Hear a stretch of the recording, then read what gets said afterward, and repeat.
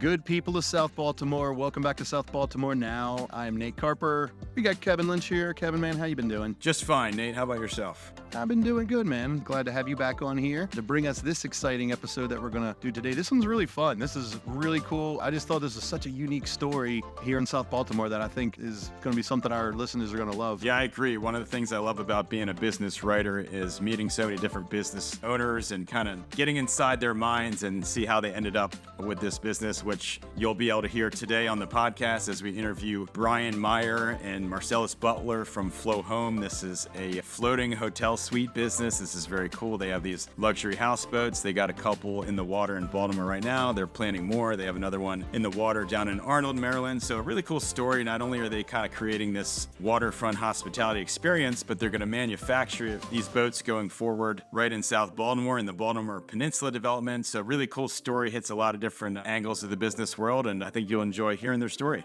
Before we get to the story, Kev, shameless plug for southbmore.com and our new directory, our new business directory. So you can find it at directory.southbmore.com, or you can go to southbmore.com directly and you can see the banners on top of the site and the side. We launched this, about a month ago? It's just been a tremendous amount of folks that are going there to take a look at it, check out all the events and the coupons, all the different business listings that we have. We're really just trying to give additional exposure to all of our local businesses and services. If you're a business that's out there and you're interested in advertising, just reach out to me or just go to the southbmore.com directory, click that advertise page, and you can get our contact info there. You can get signed up. We have plans as low as $49 a month to help elevate your business. Now that's a deal right there. That's a deal. All right, everybody. So thanks for tuning in. Going to get over to the interview now. Kev. Exciting to have these guests on today. Brian and Sally, thanks for joining us. Excited to be here. Sally, I was telling them this is actually my personal, but also the first FLOHOM podcast. So this is really the first chance people will be able to understand who we are and what we're going to be doing.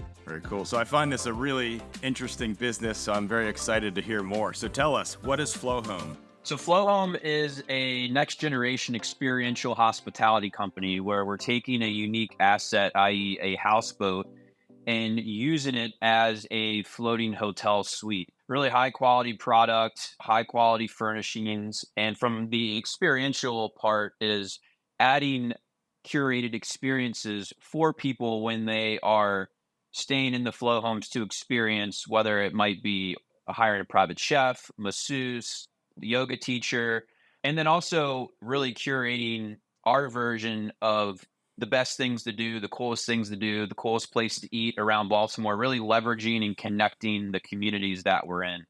Very cool. And Brian and Marcellous, tell us a little bit about your backgrounds and how it led to you guys founding a floating hotel business.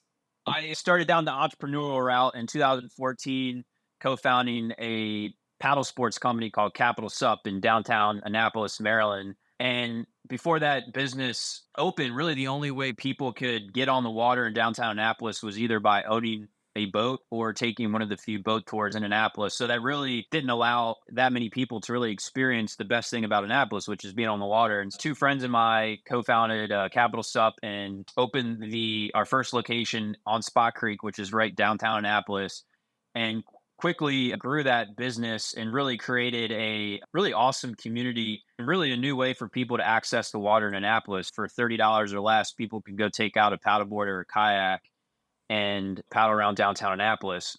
I was also very fortunate to live at the marina for those years as well. So I was able to live on the water, and I've been fortunate to live around the water most of my entire life. I went to school in Hawaii. And when it was time to go search for a house to buy with my wife, we were already priced out of the waterfront market. We were looking for alternative options, and we discovered a old houseboat that a couple had purchased and renovated that was in Back Creek in downtown Annapolis, and literally just went right up to the door, knocked on the door, introduced myself, and walked in, and really kind of was mind blown because the outside wasn't nothing to write home about. But when you walked inside, it looked like a really nice home, like dining room, fully redeveloped kitchen, all the amenities that you could want in a normal home. And it really, that moment set a light bulb in my head. I was like, wow, I could totally live like this. Actually went down the path of purchasing that houseboat. We couldn't agree on a price, so moved on from that. Then went out and visited some houseboat manufacturers around the United States and saw what was being built. And The hurdle at the time for me was just the financing. I needed to get that finance. There really weren't any financing options. So kind of just let that be. And we were lucky to find a house across the street from the water on the Chesapeake Bay right before COVID happened. So we have a nice home. But the idea always stuck with me. And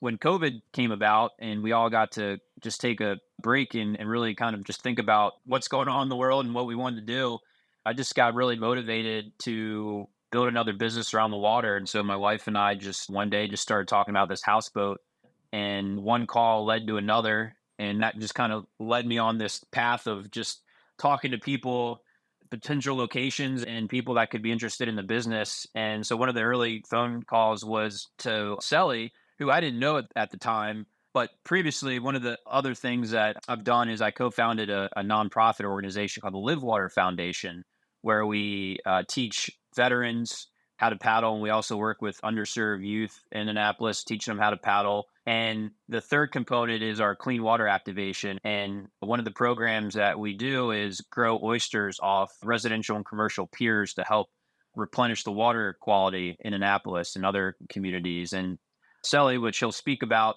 from his experience, he owns Butler's Marina in downtown Annapolis, a really amazing boutique marina. And I called him to see if I could put some oysters on his piers for the Live Water program. And in the conversation, he told me he was the marina owner. So I put my sales hat on and pitched him FLOHOM.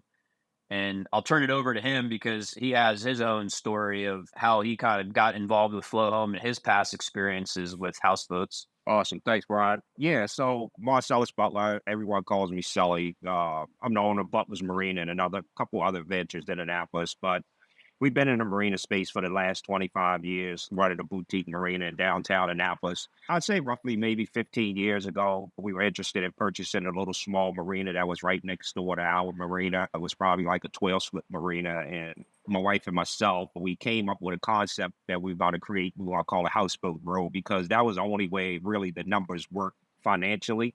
It didn't really cash flow as run it as a marina. So, you kind of had to get creative. So we came up with this concept called Houseboat Row, and we want to put in all floating houses and create this little community. And we thought it was a cool idea. We saw a lot of conceptual drawings of these kind of modern houseboats, but when we went into the market to really try to find one, as Brian stated earlier, it really wasn't anything out there. And it made us really just scrap the project because the location of the marina is in a pretty posh part of town, and the architectural and the aesthetics of the product needed to fit the community and everything around it. So, we put it on the back burner, and then it just kind of set dormant. And here comes Brian 3 years ago, and he's telling me about this floating hospitality company. And the first thing I was interested in was, where's the product? Let me see what you did the product. And he started telling me about the product. And I guess we'll get into detail about the product and how we got there. But it was a dead fit. Rod's an amazing guy. Of course, he said he had his salesperson hat on. I'm a serial entrepreneur. So it wasn't really too much selling he had to do. The minute he told me about the product and showed me the product and gave me just some of the backdrop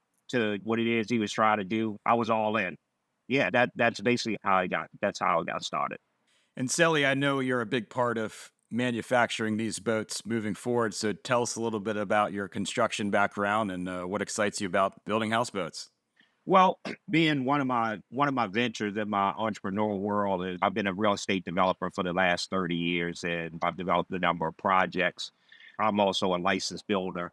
And when we got into this whole project, I always thought about scale and affordability, right? Those are like two of the main criteria of projects that I wanted to work on, whether it was on land or the whole modular concept and how they were put together. I was like, yeah, this is a no-brainer. We can build these all day. We can scale and create a manufacturing company, and we can build as many of these as quick as possible as the market will demand. One of the things I get to do is meet a lot of different business owners with my job here at southbeamer.com, and just kind of an endless story these days is an idea somebody came up with during COVID. I think 10, 20 years down the road, there'll be all these stories of all these great kind of creations and innovations that came out of the tough time that was COVID, as a lot of people had a lot of extra time to let their kind of creative juices flow. And obviously, it's awesome to see, hey, you talk to somebody about putting a couple oysters in the water. Next thing you know, you guys have a floating hotel business. So funny how the business world works. So FLOHOM is now part of the Baltimore Peninsula development in the Port Covington neighborhood of South Baltimore.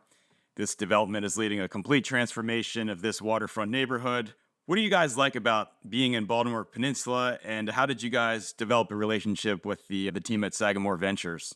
Yeah, so my personal relationship started with Weller Development back in 2016. They had a team outing at Capitol Sup in Annapolis. And after that one experience, they saw the energy in the community that we had built, that they wanted that similar concept in Baltimore. And so in 2016, started a conversation with them about maybe expanding Capitol Sup up to the development. It just wasn't the right timing, and we didn't move forward with that. But that interaction always kind of put formerly Port Covington, now Baltimore Peninsula, on the map for me, because there's only so many opportunities in the world where you can be a part of a development where they're literally taking something that really doesn't have any history of water interaction or connectivity and creating this amazing new development all around community, neighborhood, active waterfront. And so I've always been interested in the property and the development. And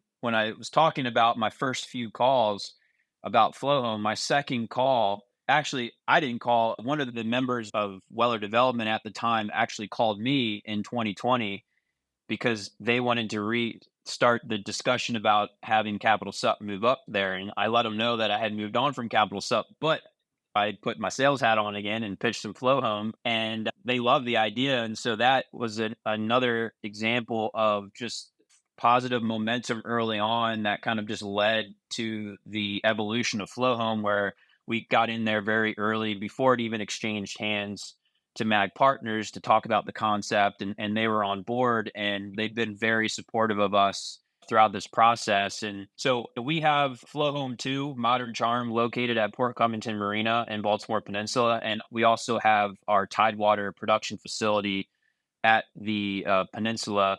And again, we're extremely excited about the opportunity to be there because the Mag Partners team is very interested in innovation and creating connectivity to the water. And that's where we excel at. We have one FLOHOM there. We'll be placing more there.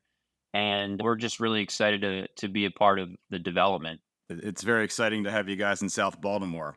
Now, when you guys develop a network of floating hotels in Baltimore, tell us a little bit about what you envision there and how many FLOHOMs might we see in the water locally.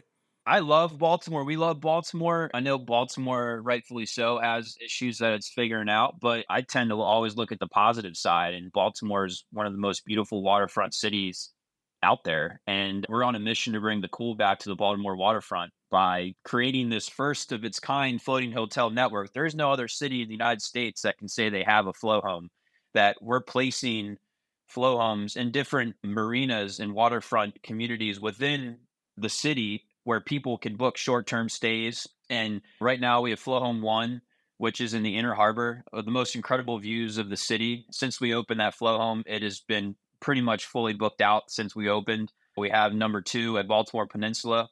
We have FLOHOM 4 and 5 on the way, and we intend to place those in Baltimore. And it's depending on how many that the market demands in Baltimore, we'll continue placing them. Not just a single FLOHOM in a certain location, but a handful of these in a single location. And there also is the opportunity in the future, if Baltimore wants it, is that we have aspirations of creating floating communities where people can actually own these full time and live on the water affordably, back to what Sally was talking about. So there's a lot of things we can do in Baltimore. We're very committed to the city and creating this network within the city of Baltimore.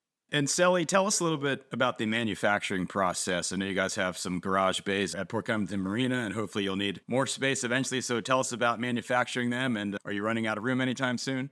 Yeah, we're running out of room right now.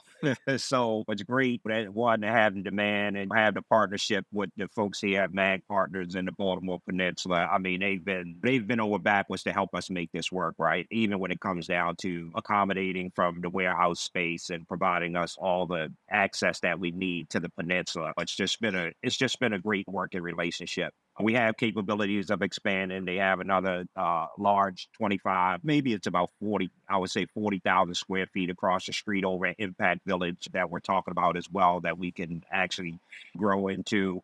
But yeah, from a manufacturing side, I think we have all that we need right here, right now to get us to where where we need to go and to achieve our short-term goal.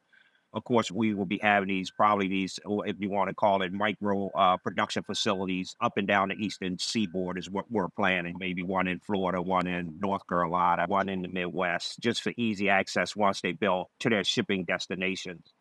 But I want to go back a little bit on what you was talking to Brian about the city of Baltimore itself.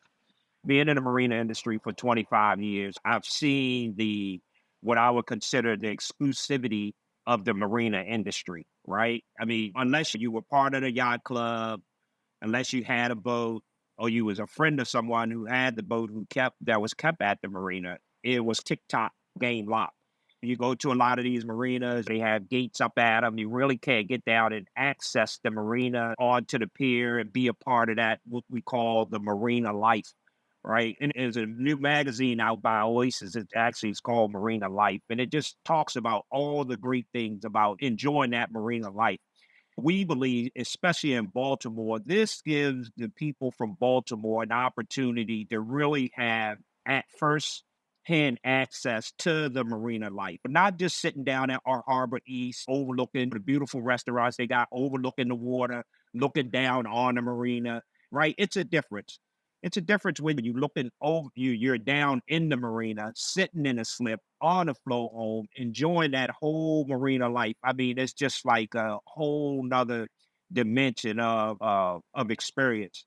And so we're really excited about that is giving people who typically or normally wouldn't have access to these, what we would consider exclusive marinas, to have access to be able to go into enjoy the marina amenities, whether it's swimming pool, all the other things that come along with that. And on the other note, from the affordability side, right? I mean, if you want to buy something waterfront in Baltimore, whether you're in Canton or other areas that have waterfront, I mean, you're going to spend seven figures.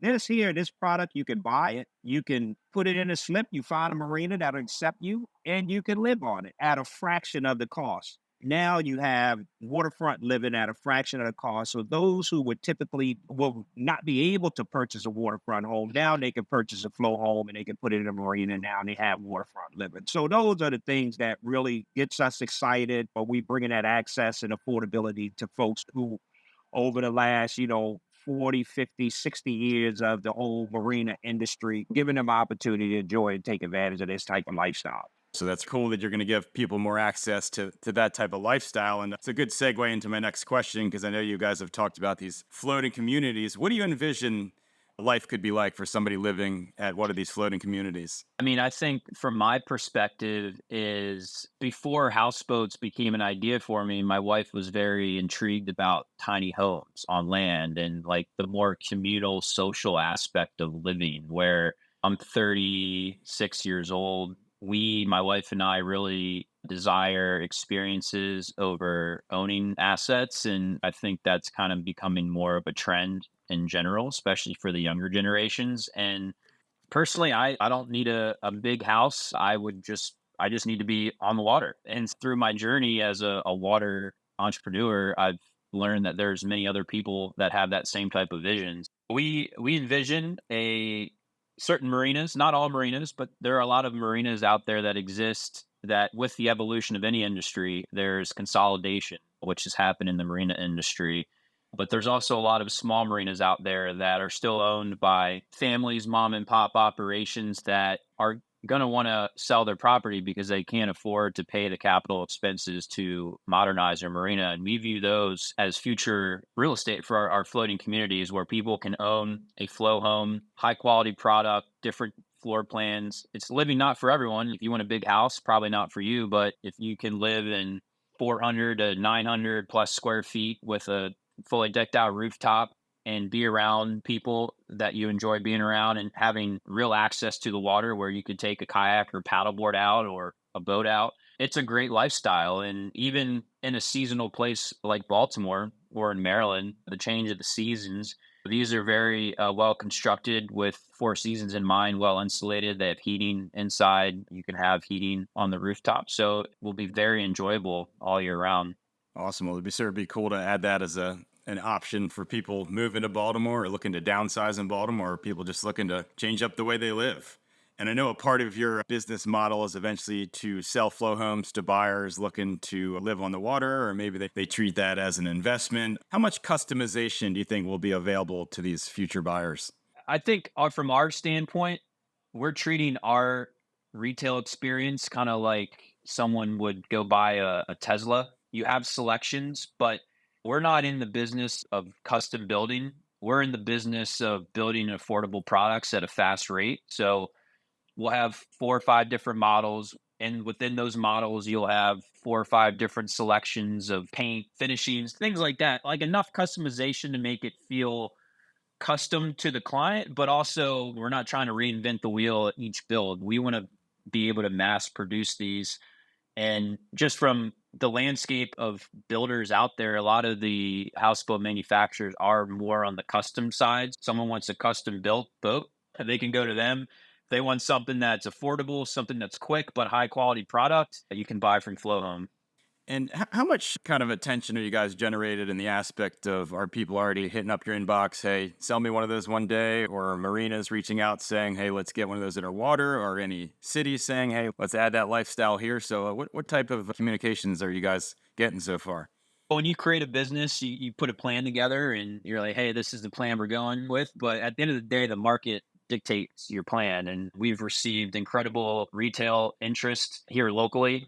And we're currently updating our strategy internally between myself, Sally, and our third partner to begin retail production earlier than we initially anticipated. And I'll just leave it at that. And how can people get on a flow home? The first thing people can do, they can rent it. I mean, what we're essentially doing, whether it's someone that's coming into town to stay in Baltimore, or, a lot of our interest has been locally, people wanting to celebrate special occasions, birthdays, anniversaries. We've had multiple proposals on the boats.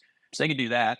Or we'll be coming out with more information in the near future about open house opportunities for people that are specifically interested in buying a flow retail. So I would say if you're not already on our email sign up list, that you can sign up through our website, definitely get on that and follow us on our social media accounts at FlowHome. And in the near future, we're going to be coming out with some news regarding those open house. Very cool. And are you guys partnering with any rental companies or Zillow or any of the short-term rentals to help put your availabilities on the map? The answer to that is yes and no. Our strategy is we're creating our own hospitality company. We could have very easily gone to market just relying on Airbnb and VRBO to generate bookings, but we have bigger visions in mind of creating our own relationship with our guests. We view ourselves as a future Hilton, future Marriott, where people just book directly through FlowHome. They have plethora of different FlowHomes in different locations. However, because of the evolution of technology, we are able to be listed on marketplaces like Airbnb and VRBO, which are great recruiting systems. Because once someone books through those marketplaces and gets into the FlowHome ecosystem, it's very high chance that they're going to just book direct with FlowHome moving forward. So that's on the rental side of things. And then on the retail side of things is, you can go on Zillow and or like a boat marketplace that sells boats, and you'll find houseboats. And so we intend to list our flow homes, our models on there to get interest, which will allow people then to see the boats in person. Gotcha. And I'm sure the open houses and people actually going to a birthday party or maybe having their own stay on a flow home is probably going to be some of your best marketing.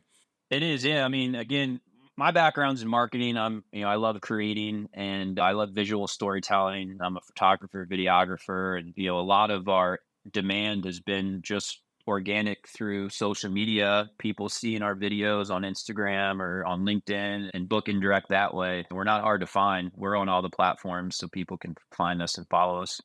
And we're talking to Flo here, really at the beginning stages. It's certainly a very interesting company that hits the hospitality world, hits the real estate world, hits the waterfront world. So any vision to where this company could be 10 years from now, 20 years from now? Any little recap of where you would ideally like to see things? Look, there's been a evolution of unique hospitality companies, whether it's glamping, RVs or any type of unique lodging. There are hospitality companies that have been built around those specific types of experiences, lodging assets. We view FlowHome as that type of company, but we're solely focused on the water. We want to be the brand that people know, that people resonate with when they think of the on-water experience. So whether it's renting a flow home, living on a flow home, living in a flow home, floating community, we want to be associated with all that. And our vision is to be able to have that ecosystem where we have those different options all under the flow home brand. And I know you mentioned when we did the article is with the manufacturing here in Baltimore, what type of jobs and what type of job programs could come along with the growth of FlowHome? The great thing about Baltimore is they have amazing workforce development programs already, like Living Classrooms has a great program. There's Project Second Chance that's directly in Baltimore Peninsula. And the great thing about the production side of things is that we're building these in a single place indoors. So from a construction standpoint and someone in the building world, like this is a very appealing job. And specifically for workforce development, a lot of these programs are educating, teaching these men and women to join the workforce for the exact type of trades and skills that we need. As someone who has co-founded a nonprofit, Sally has tons of nonprofit experience, leadership as well. I mean, we're not just trying to build a company here. We're creating accessibility, we're creating affordability, but we're really passionate about giving back to the community. And so I would just say, workforce development, giving back is at the top of our list of things that we want to accomplish. Gotcha. Well, you guys are hitting on a lot of things that interest us here in South Baltimore. We got manufacturing, we got workforce development, we got a hospitality experience, we got the waterfront, we got real estate development. Love hearing about your story. Very cool business, and we appreciate you guys sharing it with us. Yeah, thanks for having us on. And again, if anyone's interested in learning more, you can go to flohome.com. You'll be able to see all 3 listings. We have 2 flow homes in Baltimore. We have one in Anne Arundel County, which would be a great weekend getaway if anyone that lives in the city and wants to get away for a weekend. We're also on all the social media platforms at FlowHome, and feel free to reach out if you have any questions. I'm on the other end of that, and we'll be happy to speak to anyone about what we're doing.